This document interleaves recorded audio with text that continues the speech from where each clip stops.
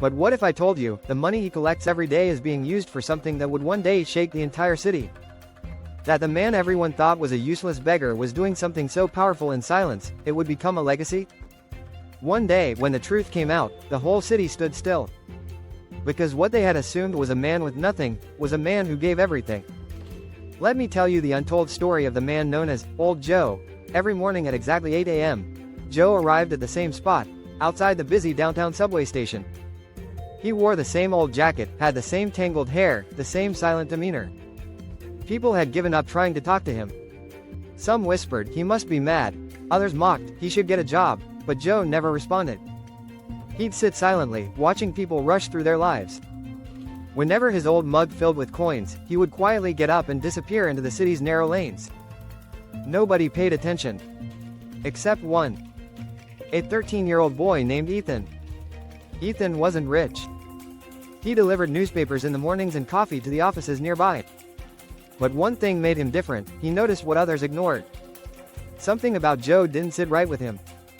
One morning, after handing over his delivery, Ethan saw Joe get up and vanish into a narrow alley. Curiosity got the better of him, and he quietly followed. Joe walked through lanes most people avoided, past dumpsters and abandoned buildings, until he reached an old, broken warehouse. He looked around, then slipped inside. Ethan tiptoed to a window and peeked in. What he saw stunned him. Inside the dimly lit warehouse were more than 50 children, dirty clothes, barefoot, some as young as 4, others in their teens. But they weren't crying.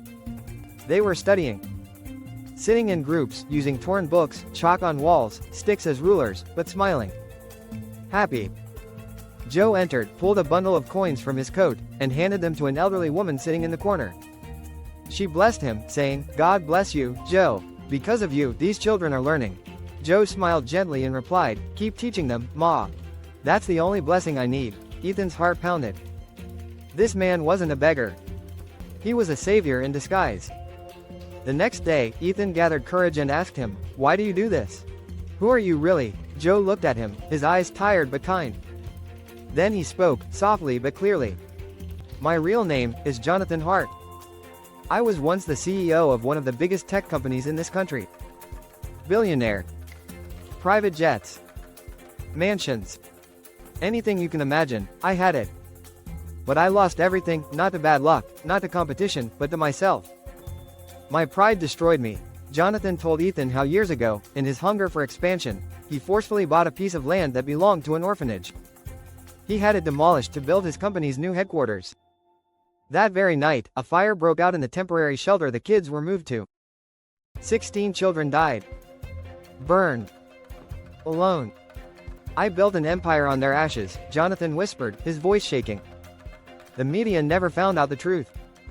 But I knew. I couldn't sleep.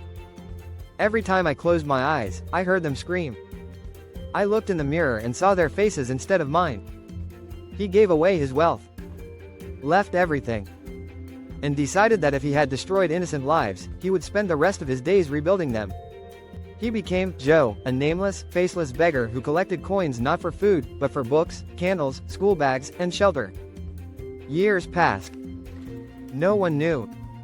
Until one fateful year, a massive flood hit the city. Buildings collapsed, homes washed away, and Joe's makeshift school was drowning. Without hesitation, Jonathan ran into the water. He saved every child. Every single one.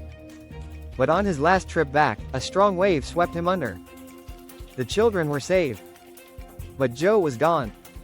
He was rushed to the hospital, unconscious. The news broke. From billionaire to beggar, the true story of Jonathan Hart. The same people who mocked him now cried for him.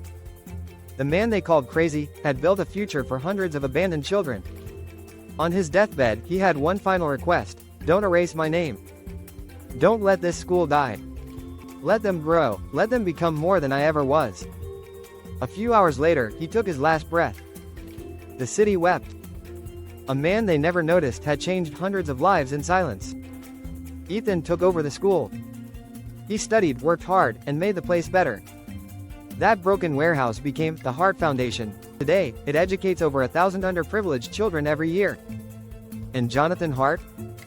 His name lives on, not in Forbes, not in headlines, but in the hearts of every child who found hope in his sacrifice. Real heroes don't wear suits. Real heroes don't ask for applause. They work in the shadows, and shine a light into other people's lives. Jonathan Hart taught the world that greatness isn't about money or fame, it's about what you do when no one is watching. If this story inspired you, share it. Because sometimes the people we ignore are the ones carrying the biggest burdens and building the brightest futures. Now ask yourself, who's the real hero